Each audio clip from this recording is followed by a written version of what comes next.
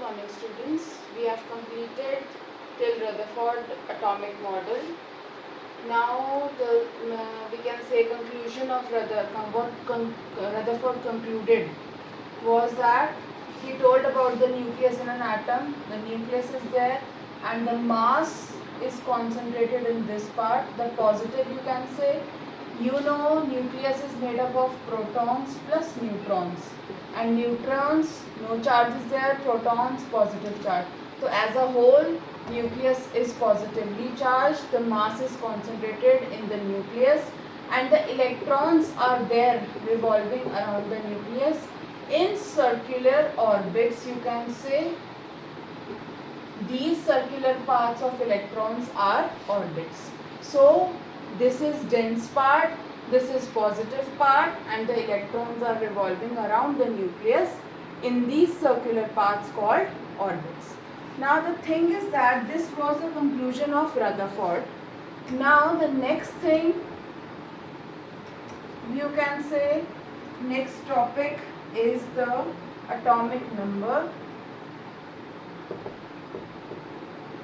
which is represented by symbol Z, which is equal to number of protons in nucleus of an atom. And as atom is electrically neutral, these number of protons are always equal to number of electrons in a neutral atom. So indirectly or directly, atomic number is the number of protons, and which is indirectly, this is directly proportional to this but not directly to this. You can say Z is always equal to number of protons in the nucleus, and which protons are equal to electrons, because an atom is electrically neutral. So this is represented by Z. Now the next thing, in this portion, from this portion you get numericals also. What is mass number, which is represented by capital A, which is equal to number of protons, you can say Z, plus number of neutrons. This is concentrated in the nucleus. This is the mass number represented by A. Now any atom to be represented, you can say any element from X you will represent. Here you will write the atomic number, here you will write the mass number. So this is the standard representation of any element. Below subscript you will write the atomic number, and here upwards you will write down the mass number. Now the next topic, I think so you have read or you are aware of isotopes.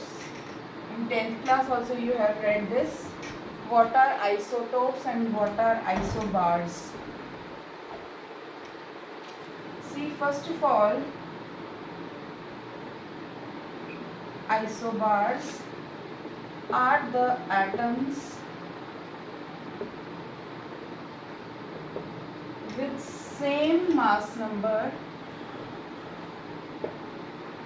but different atomic number.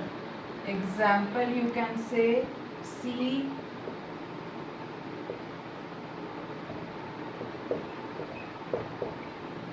these are of different atoms, are the atoms with same mass number. Mass number you always represent here A, same mass number but different atomic number. Now what are isotopes? Are the atoms with identical atomic number but opposite to that but different mass number. You can give example also.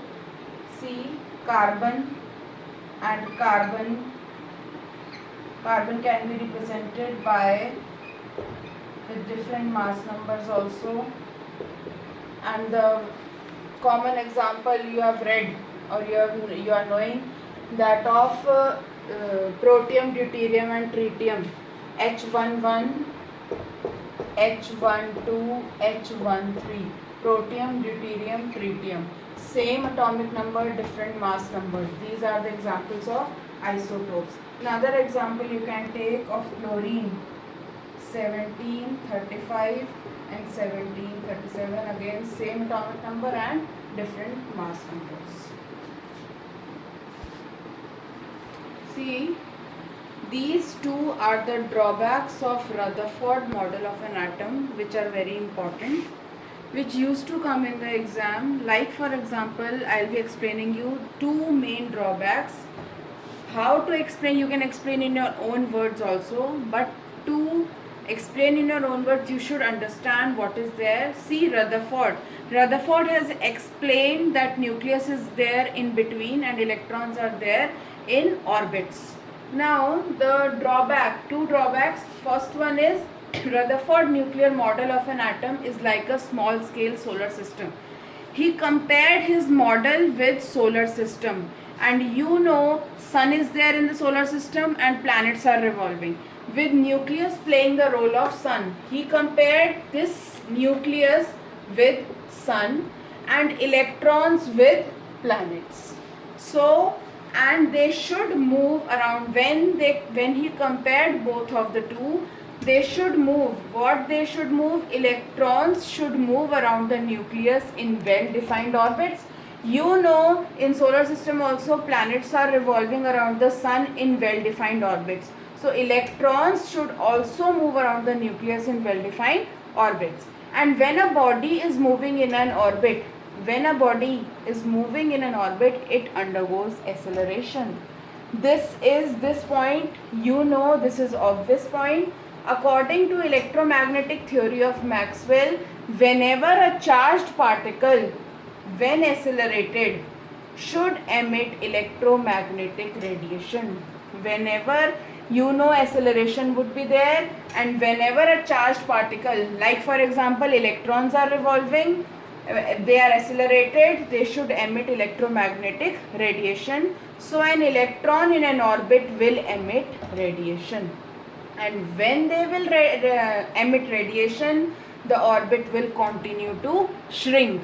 And the calculation showed that it should take an electron only 10 raised to the power minus 8 second to spiral in the nucleus, that it should drop in the nucleus. But this does not happen. Are the electrons dropping into the nucleus? No, it cannot say about it. Failed to say. You can say it failed to say about the stability of an atom. Then when he was unable to explain then why electrons are not dropping in the nucleus, he failed to explain the stability of an atom. Electrons are not falling into the nucleus, they are revolving around the nucleus in well-defined orbits. Now see, the second drawback, it does not say, it was failed to say anything about the electronic structure of atoms. Electronic structure, that how electrons are distributed around the nucleus and what are the energy of the electrons. That electrons, some in first orbit, how many electrons, where are the electrons. So he was unable to explain the electronic structure of the electrons, how they are distributed and what are the energies of the electron. So these 2 points are important in paper. Most of the times drawbacks of Rutherford model of an atom used to come. After completing the drawbacks of Rutherford, we'll start with the new topic. That to explain that topic, you should first know that in earlier days, light was supposed to be made up of particles. Now you know light was made up of particles as well as wave. But in earlier days, light was only supposed to made up of, that Newton told that it was made up of particles. But later it was discovered that wave nature of light was also there. Wave nature, you know, by wave nature, Maxwell was first to reveal that light waves are associated with oscillating electric and magnetic character. That wave nature, it was also associated with the wave nature, unlike sound waves and water waves. See, sound and water waves, the electromagnetic waves do not require any medium and they can move in vacuum also. So unlike these waves, they do not require any medium. This is the characteristics of electromagnetic wave, and there are many types of electromagnetic radiations which differ from one another, like gamma rays, X-rays. These all are electromagnetic radiations. So there are many types of electromagnetic radiation which differ from one another in wavelength and frequency, which constitute the total electromagnetic spectrum. Now we will be doing electromagnetic spectrum. First of all, you should know what is wavelength and what is frequency by which these electromagnetic waves differ from. Now if you say these characteristics like frequency and wavelength, frequency represented by, you can say, nu, and wavelength by lambda. Now what is this frequency? You can say it is defined as number of waves that passes a given point in 1 second. This is frequency whose SI unit is hertz. You represent it as Hz or second minus 1 per second. You represent frequency by second minus 1, or you can say hertz. Kitna hertz? So represented by nu, and which is defined as the number of waves that pass through a point in 1 second. This is frequency. And in vacuum, all types of electromagnetic radiations, regardless of wavelength, travel at the same speed. That is 3, you know this. See, this point is also very important. All the electromagnetic radiations that we will be doing, or electromagnetic spectrum which we will be covering, all the radiations travel at the same speed.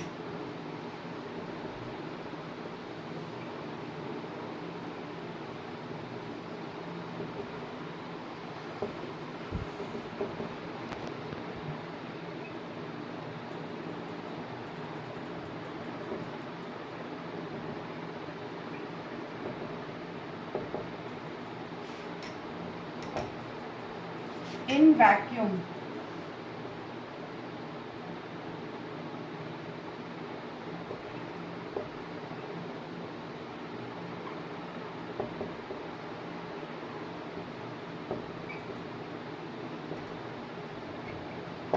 that is, and what is the speed? 3 into 10 raised to the power 8 meter per second. This is the speed in vacuum. All the